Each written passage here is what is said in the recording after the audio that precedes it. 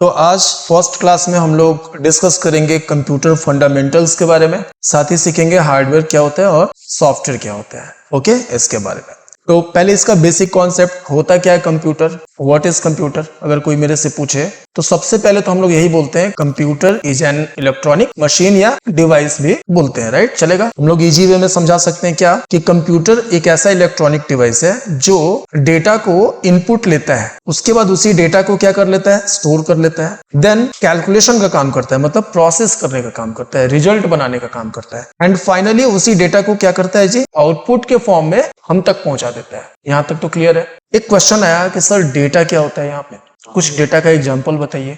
जितने भी अल्फाबेट हैं, न्यूमेरिक वैल्यू है, स्पेशल कैरेक्टर है, जैसे क्वेश्चन मार्क का साइन, परसेंटेज का साइन, हैश का साइन, ये सब डेटा का एग्जांपल है। ओके, पिक्चर्स हो गए, सॉन्ग्स हो गए, वीडियोस हो गए, ये सब किसके एग्जांपल हो गए, डेटा के एग्जांपल हो गए। इसी को कंप्यूटर क्या करता है, सबसे पहले अपने अंदर रख लेता है, इनपुटिंग करता है, देन स्टोरिंग करता है, प्रोसेसिंग और फिर आउटपुटिंग। इसका मतलब कंप्यूटर अपने काम को 4 बेसिक स्टेजेस में कंप्लीट कर रहा है। उसके 4 बेसिक ऑपरेशंस क्या क्या हैं? इनपुट करने के लिए inputting, storing, processing, then outputting. Right, clear है। अब देखो, इनपुटिंग यहाँ पे सब समझाया हुआ है। ओके, इनपुटिंग क्या होता है? Data entered via device like keyboard, mouse, scanner is called inputting. Data computer में पहुंचाना, इस काम को हम क्या बोलते हैं? इनपुटिंग बोलते हैं। उसी डेटा को जब कंप्यूटर अपने अंदर रख लेता है तो उसको क्या बोलते हैं हम लोग? स्टोरिंग। और स्टोरिंग टेम्पोररी भी होता है एंड परमानेंट भी होता है। डेटा कंप्यूटर के अंदर जाएगा तो टेम्पोररी स्टोर भी होगा और परमानेंट भी स्टोर होगा। स्टोरिंग के बाद जो भी हमने इंस्ट्रक्शंस दिए होंगे, लाइक हम 2+3 कंप्यूटर को इनपुट कराए, स्टोर हो गया। तो अब प्रोसेसिंग में कंप्यूटर देखेगा कि अरे यहां तो प्लस करने का इंस्ट्रक्शन दिया गया हमको, तो अब वो प्रोसेसिंग करेगा। जो भी इंस्ट्रक्शन उसको मिला है उसके बेस पे क्या करेगा? प्रोसेसिंग करेगा। क्लियर हो गया।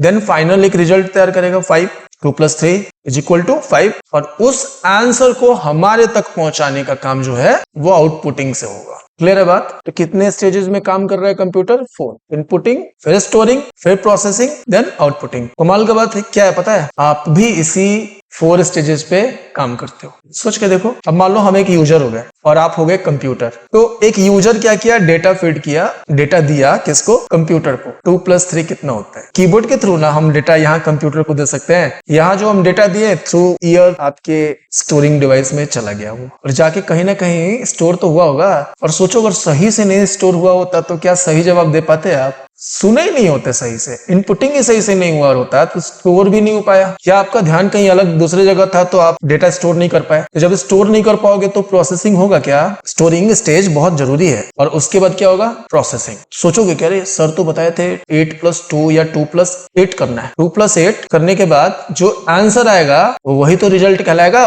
उसी को आप क्या करोगे? आप हमारे तक पहुंचा दोगे थ्रू माउथ। आप बता दोगे कि सर देखो ये 10 आंसर आ रहा था। तो ये पूरे स्टेजेस को आप अगर एक बार ध्यान से देखो तो आपने भी क्या फॉलो किया? इनपुटिंग, स्टोरिंग, प्रोसेसिंग और आउटपुटिंग। क्लियर है। कंप्यूटर के बेसिक ऑपरेशन के आधार पे हम कह सकते हैं कंप्यूटर में 4 टाइप्स के मशीन है। Input device, storing device, processing device, then output device. और इन्हीं सभी मशीन्स को हार्डवेयर बोलते हैं, जिनको टच किया जा सके। इनपुट डिवाइस में क्या किया जाएगा? Keyboard, mouse, scanner and joystick. इन सभी मशीन्स के थ्रू कंप्यूटर के अंदर डेटा या इंस्ट्रक्शन पहुंचाया जाता है। डेटा का क्या क्या एग्जांपल था? अल्फाबेट, न्यूमेरिक, राइट, ये सब चीज था। तो ये इनपुट डिवाइस से कंप्यूटर के अंदर पहुंच रहा है। लेकिन डेटा के साथ साथ इंस्ट्रक्शन भी पहुंचता है इनपुट डिवाइस से। अब ये इंस्ट्रक्शन क्या है? तो इंस्ट्रक्शन का मतलब होता है निर्देश। कुछ कुछ मशीन्स ऐसे होते हैं जिनसे डेटा नहीं जाएगा कंप्यूटर के अंदर, निर्देश जाएगा। अब ये निर्देश कैसे जाएगा थोड़ा समझ लो। माउस तो सबको ही देखा है। आप जो वर्क कर रहे हो, लाइक अभी आप MS पेंट यूज कर रहे हो, ड्राइंग, और हम आपसे बोले कि एक हाउस का इमेज तैयार करो, तो हाउस की इमेज के लिए आपको कुछ टूल्स चाहिए होंगे,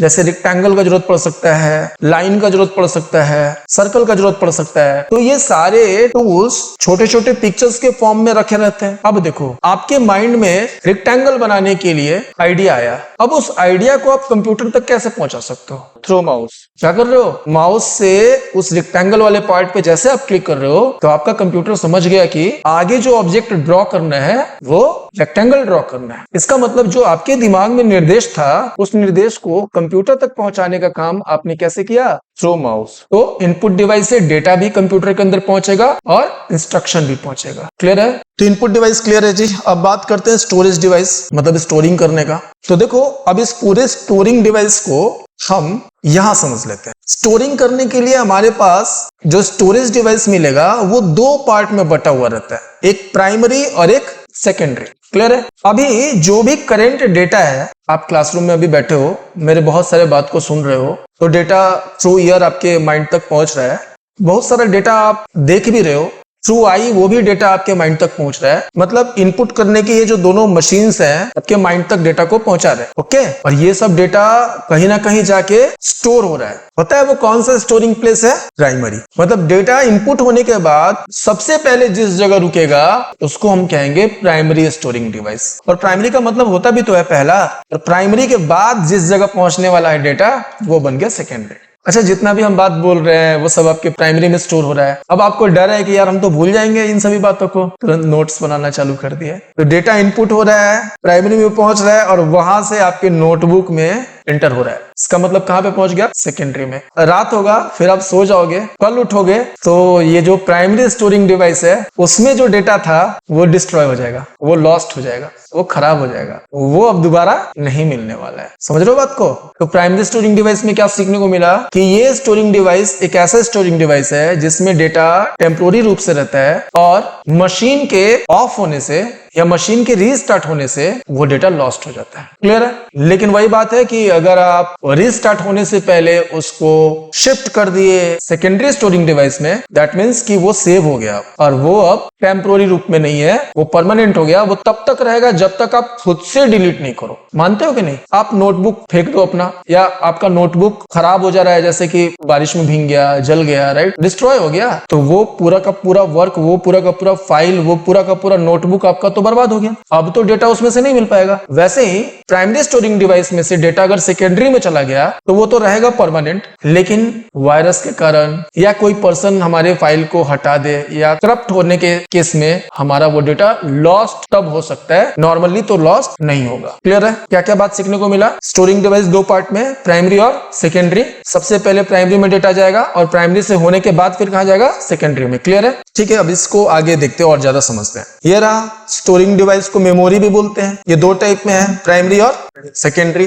अभी देखो प्राइमरी फर्दर दो पार्ट में बटा है, एक रैम और एक रोम। तो जो डेटा प्राइमरी स्टोरिंग डिवाइस के अंदर टेम्पोररी रूप से जो स्टोर होता था वो रैम के अंदर होता है। आ रहा मेरा बात समझ में? कि जो डेटा इनपुट होगा तो कहां पहुंचेगा? रैम में। हम लोग रैम की बात कर रहे थे तब तक। अब रैम के बारे में समझ लेते हैं। RAM is a temporary memory used by the computer to store data and programs while they are in use. अगर हम यही सब चीज आपसे कल पूछे तो रैम में रहेगा तो डेटा तो लॉस्ट हो जाएगा, क्योंकि आप नोटबुक में इसको रख लिए हो तो ये सेकेंडरी में चला गया। जब कल हम पूछेंगे आपसे कि क्या क्या हम लोग सीखे थे, वो सब बात बताओ। क्या डायरेक्ट सेकेंडरी से ये डेटा मेरे पास आएगा या फिर सेकेंडरी से पहले प्राइमरी में जाएगा और फिर मेरे पास आएगा? सोच के बताओ। हम क्या बोले कि जो भी डेटा इनपुट हो रहा है वो रैम में जा रहा है, राइट? तो आपके माइंड में भी कोई ऐसा पार्ट होगा जहां के डेटा टेम्पोररी जाकर स्टोर हो रहा है, लेकिन आपको तो ये सब इंपॉर्टेंट लग रहा है, तो आप सोचे कि एक काम करते हैं ना, इसको राइट डाउन कर लेते हैं, लिख लेते हैं कॉपी में, तो आप उसको सेकेंडरी में शिफ्ट कर दिए डेटा को। क्लियर है? अब कल को हम आपसे पूछे अगर कि भाई क्या क्या सीखे थे बताओ, तो क्या करोगे आप? तुरंत नोटबुक निकालोगे और डेटा पढ़ना शुरू करोगे। मतलब फिर से सेकेंडरी में से डेटा उठ के कहां पे आ रहा है? रैम में। क्या? और यहां आने के बाद वो डेटा फिर से स्टोर हो गया। अब अगर हम उसमें कुछ चेंजिंग करना चाहें तो कर सकते हैं क्या? यस, ये सारा बात जो वापस रैम में आ चुका है उसके अंदर हम मॉडिफिकेशन भी कर सकते हैं, इजीली कर लिए। और क्या कर सकते हैं? फिर से सेव। चलो भाई आज का क्लास खत्म, कल मिलते हैं फिर। तो आप बोलोगे अच्छा ठीक है कोई बात नहीं, सर ने जो अपडेशन किया है उसको भी कॉपी पे अपडेट कर देते हैं, मतलब सेकेंडरी में उसको भेज दिए। कोई डाउट? इसका मतलब क्या सीखने को मिला? ये जो डेटा होता है वो परमानेंट रूप से तो सेकेंडरी में मिलेगा, लेकिन जब जब हम उस फाइल को ओपन करेंगे तो वो ओपन सेकेंडरी में नहीं होगा, प्राइमरी में होगा। और प्राइमरी के भी किस पार्ट में होगा? रैम में होगा। आया बात समझ में? यही बात तो यहाँ पे बता रहा है। क्या? RAM is a temporary memory used by the computer to store data and program while they are in use. जो सेव्ड डेटा है जो सेकेंडरी में है उसमें डायरेक्ट एडिट नहीं कर सकती हो, एडिट करने के लिए उस फाइल को ओपन तो करोगे, तो वो ओपन कहाँ होगा? रैम में। ये बात भी बता रहा है आपको, क्लियर है? अच्छा चलो, कल जो आप ड्राइंग बनाई थी, आज हम बोले कि काम करो उसमें कलर करेक्शन कर दो, थोड़ा गलत कलर हो गया था, आप लोग कलर चेंज करो उसका। क्या करोगे? फिर से उसी फाइल को ओपन करोगे ना, नया तो बनाने नहीं जाओगे, उसी फाइल को ओपन करोगे और उसके अंदर जो अपडेशन देना होगा वो कलर का कर दोगे। तो जैसे ही फाइल ओपन किए तो वो सेकेंडरी से उठ के कहां पे आ गया? रैम में। और आप यहीं पे चेंजिंग किए तो सब रैम में ही हो रहा है अभी तक बदलाव। जैसे ही वापस इसको सेव करोगे तो ये कहां चला जाएगा? सेकेंडरी में। क्लियर हो गया? रैम के बारे में समझ में आ गया? अच्छा, इसका एक्सप्लेनेशन क्या है? When you open a program और file, its data is loaded into RAM. इसी के बारे में बात कर रहे थे। फ्रॉम दिस स्टोरेज, मतलब सेकेंडरी की बात कर रहा है सर। क्या क्या? हार्ड डिस्क और SSD। नेक्स्ट क्या पॉइंट दिया है? This allow the CPU to quickly access the information and run task faster. ये प्रोसेसर को क्या हेल्प करता है? कि क्विकली प्रोसेसिंग का काम करा सके। देखो अभी क्या है, प्रोसेसर को भी डेटा चाहिए तभी तो वो प्रोसेसिंग करेगा, और डेटा अगर सेकेंडरी में से वो प्रोसेसर लेगा तो स्लो मिलेगा उसको। ओके, तो यहाँ पे बीच में क्या मिल गया? रैम। डेटा लोड कहां पे हो गया? रैम में। और प्रोसेसर डेटा कहां से लेगा? रैम से। क्लियर है? इससे उसको फास्ट डेटा मिलेगा और वो प्रोसेसिंग भी क्या करेगा? फास्ट करेगा। Okay done. नेक्स्ट देखते हैं, when the computer is turned of all data in RAM is erased. अभी तो बताया कि अगर कंप्यूटर आपका बंद होगा तो जितने भी डेटा रैम के अंदर रखे हुए वो सब क्या हो जाएंगे? इरेज्ड हो जाएंगे। कोई डाउट? नेक्स्ट देखते हैं की फीचर, इसके कुछ गुण हैं, फीचर्स हैं, वो उसके बारे में समझते हैं। वोलेटाइल मेमोरी, ऑब्जेक्टिव क्वेश्चन है सर, कॉम्पिटिटिव एग्जाम का पूछता है कि रैम कैसा मेमोरी है? वोलेटाइल मेमोरी है कि नॉन वोलेटाइल मेमोरी है? तो पहले ये समझ ले कि वोलेटाइल मेमोरी का मतलब क्या होता है। ओके, एक ऐसा मेमोरी जो डिपेंडेंट हो इलेक्ट्रिसिटी पे। जब तक इलेक्ट्रिसिटी रहेगा तब तक डेटा उसमें स्टोर होगा, अगर इलेक्ट्रिसिटी नहीं मिला उसको तो उसमें डेटा फिर स्टोर नहीं हो सकता। वही बात लिखा है, data is lost when the power is of. Data क्या हो जाएगा? लॉस्ट हो जाएगा जब पावर ऑफ हो गया मशीन का। तो और इसी फीचर के कारण, इसी गुण के कारण इसको हम लोग बोलते हैं कौन सा मेमोरी है? Volatile memory. क्लियर है बात? कोई डाउट? आगे बढ़े। नेक्स्ट क्या बोल रहा है? Fast access speed. रैम जो है वो क्या करता है? क्विकली डेटा को अपने अंदर लाता भी है और वहां से डेटा को भेजता भी है प्रोसेसर के पास। ठीक है जी, तो फास्ट एक्सेस मिलता है यहाँ पे स्पीड का। टेम्पोररी स्टोरेज, ये तो बात बता ही दिया, it holds data only during active use. जब हमारा कंप्यूटर ऑन है तभी तक वो डेटा को अपने अंदर रख सकता है। सपोर्ट्स मल्टीटास्किंग, मतलब क्या हो गया कि रैम के कारण ही आप मल्टीपल काम एक साथ कर सकते हो अपने कंप्यूटर से। नोटपैड में काम कर सकती हैं, गुड। चैट जीपीटी भी हम लोग यूज कर सकते हैं, वाह गुड। मतलब क्रोम यूज कर सकती हैं, बहुत अच्छा बोलिए। इंटरनेट चला सकती हैं, शाबाश। सॉन्ग भी तो सुन सकते हैं। मल्टीपल वर्क किया जा सकता है सर।